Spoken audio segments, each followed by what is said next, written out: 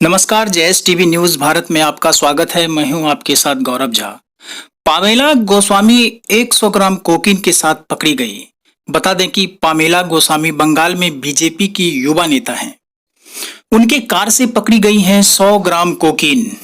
Police के मुताबिक Pamela को उस वक्त गिरफ्तार किया गया जब वह अपनी कार खड़ी करने जा रही थी। आपको बता दें कि न्यू अलीपुर थाना पुलिस के द्वारा गिरफ्तार की गई हैं।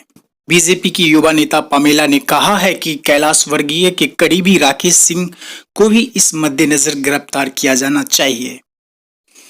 कोकीन कांड के सिलसिले में तमाम पार्टी एक दूसरे पर आरोप प्रत्यारोप करते दिखाई दे रहा है। कहीं न कहीं राकेश सिंह भी अपनी सफाई और इस मुद्दे से बचते नजर आ रहे हैं।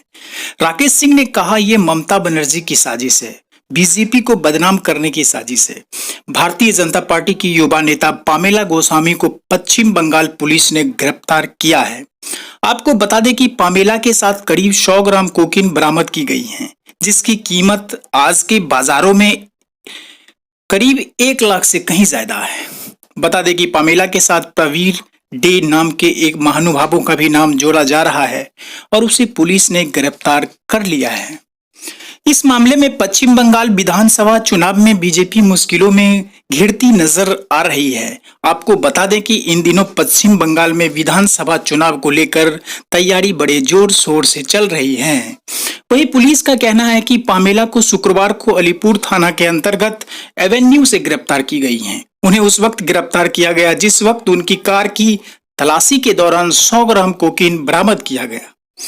आपको बता दें कि बीजेपी की युवा नेता पामेला गोस्वामी की गिरफ्तारी की खबर को सामने आते ही पश्चिम बंगाल की राजनीति में बड़े जोरों शोरों से हलचल मच गई।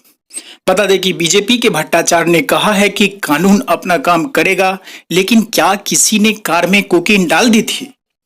वहीं तृणमूल कांग्रेस के नेता चंद्रिमा भट्टाचार्य ने भी कहा है कि मुझे शर्म महसूस हो रही है कि बंगाल में भी ऐसा कुछ हो सकता है। बंगाल में यह भाजपा की उभरती हुई असली तस्वीर है। आपको बता दें कि इससे पहले भी भाजपा के कुछ नेताओं के नाम बच्चों की तस्करी मामले में ली गई थी। आज की खबर में बस इतना ही। देश दुनिया की तमाम खबरों के लिए बने रहिए मेरे साथ जयस न्यूज भारत पर।